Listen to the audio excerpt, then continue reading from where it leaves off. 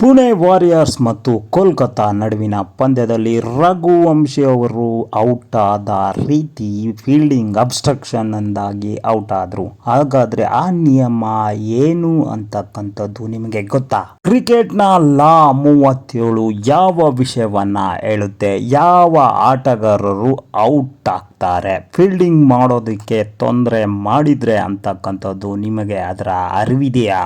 ಈ ಒಂದು ನಿಯಮದಿಂದಾಗಿ ಯಾವೆಲ್ಲ ಆಟಗಾರರು IPL ನಲ್ಲಿ ಔಟ್ ಆಗಿ ತೆರಳಿದ್ದಾರೆ, ಈ ನಿಯಮ ಎಷ್ಟು ಉಪಯುಕ್ತ, ಈ ನಿಯಮದ ಹಿಂದಿರುವ ಕುತೂಹಲ ಏನು ಅಂತ ಈ ಒಂದು ವಿಡಿಯೋದಲ್ಲಿ ನೋಡೋಣ ಬನ್ನಿ. Sparkler Naveen, where we spark young minds. ಮೊನ್ನೆಯ ಪುಣೆ ವಾರಿಯರ್ಸ್ ಮತ್ತು ಕೋಲ್ಕತಾ ನಡುವೆ ಪಂದ್ಯದಲ್ಲಿ ರಘುವಂಶಿ ಔಟ್ ಆದಾಗಿಂದ ಈ ನಿಯಮದ ಬಗ್ಗೆ ಕುತೂಹಲ ನಿಮಗೆ ಇರುತ್ತೆ. ಎದುರಿಗಿರುವ ಬ್ಯಾಟ್ಸ್ಮನ್ ಬ್ಯಾಟಿಂಗ್ ಆಡುವಾಗ ಬಾಲ್ ಅನ್ನ ಹೊಡೆದು ನಂತರ ಬೌಲರ್ ಕಡೆ ಬರ್ತಿರುವ ಬಾಲ್ ಕ್ಯಾಚ್ ಆದ್ರೆ ಅಥವಾ ಯಾವುದೇ ರೀತಿ ಬಂದರೂ ಅಪೋಸಿಟ್ ಬ್ಯಾಟ್ಸ್ಮನ್ ಅದನ್ನ ತಡೆದ್ರೆ ಅಥವಾ ಆ ಬ್ಯಾಟ್ಸ್ಮನ್ ಬೇಕು ಅಂತಲೇ ತನ್ನ ಬ್ಯಾಟ್ ಅನ್ನ ಕೊಟ್ರೆ ಔಟ್ ಅಂತ ಕನ್ಸಿಡರ್ ಮಾಡಲಾಗುತ್ತೆ ಬಂಧುಗಳೇ.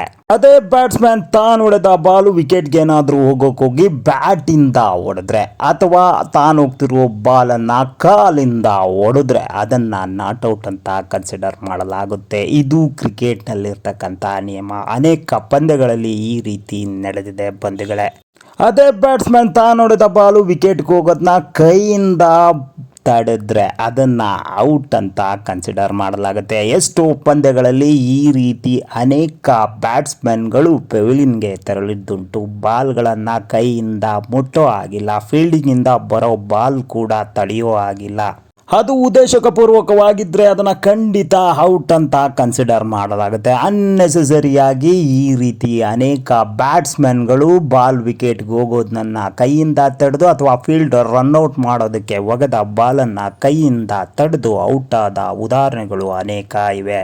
ಇನ್ ಕೇಸ್ ಸ್ಟ್ರೈಕಲ್ಲಿರುವ ಬ್ಯಾಟ್ಸ್ಮನ್ ಹೊಡೆದ ಬಾಲು ಆಪೋಸಿಟ್ ರನ್ನಿಂಗ್ನಲ್ಲಿರುವ ಬ್ಯಾಟ್ಸ್ಮನ್ಗೆ ತಗಲಿ ಅದನ್ನ ಔಟ್ ಅಂತ ಕನ್ಸಿಡರ್ ಮಾಡೋದಿಲ್ಲ. ಅದೇ ಯಾವುದೇ ಬ್ಯಾಟ್ಸ್ಮನ್ ಇರಲಿ, ಬಡದ ಬಾಲು ಓಡುವ ಸಮಯದಲ್ಲಿ ಅವರು ರನ್ಔಟ್ ಮಾಡಲು ಪ್ರಯತ್ನಿಸಿದ ಸಂದರ್ಭದಲ್ಲಿ ಅಂತಹ ರನ್ಔಟ್ಗೆ ಅಡ್ಡಿ ಉಂಟು ಮಾಡಿದರೆ ಯಾವುದೇ ಬ್ಯಾಟ್ಸ್ಮನ್ ಇರಲಿ ಅಂಥವರನ್ನ ಔಟ್ ಅಂತ ಕನ್ಸಿಡರ್ ಮಾಡಲಾಗುತ್ತೆ. ಇದೇ ಅಬ್ಸ್ಟಕಲ್ ನಿಯಮ. ಮೊನ್ನೆ ಕೂಡ ಇದೇ ನಡೆದಿದ್ದು. ರಘುವಂಶಿ ಅವರು ಓಡುವಾಗ ಬಾಲನ್ನ ನೋಡ್ತಾ ಇದ್ರು, ತಿರುಗಿದ್ರು, ಅದು ಓಡೋದಿಕ್ಕೆ ತೊಂದರೆ ಮಾಡಿದ್ರಿಂದ ಅವ್ರನ್ನ ಔಟ್ ಅಂತ ಕನ್ಸಿಡರ್ ಮಾಡಿದ್ರು.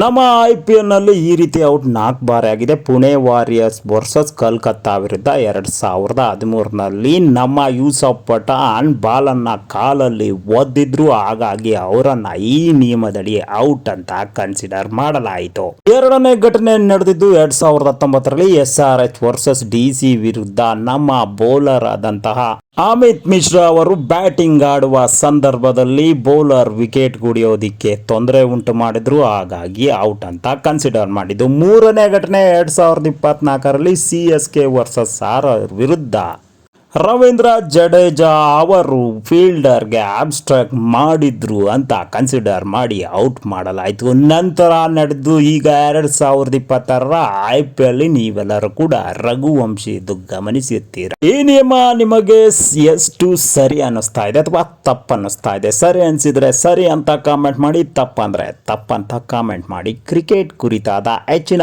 ವಿಡಿಯೋಗಳಿಗಾಗಿ ನಮ್ಮ ಚಾನಲ್ನ ಸಬ್ಸ್ಕ್ರೈಬ್ ಮಾಡೋದನ್ನ ಮರಿಬೇಡಿ. ಹಾಗೆಯೇ ಈ ವಿಡಿಯೋ ಇಷ್ಟ ಆದರೆ ಲೈಕ್ ಮಾಡಿ, ಶೇರ್ ಮಾಡಿ. ಧನ್ಯವಾದಗಳು. Thank you.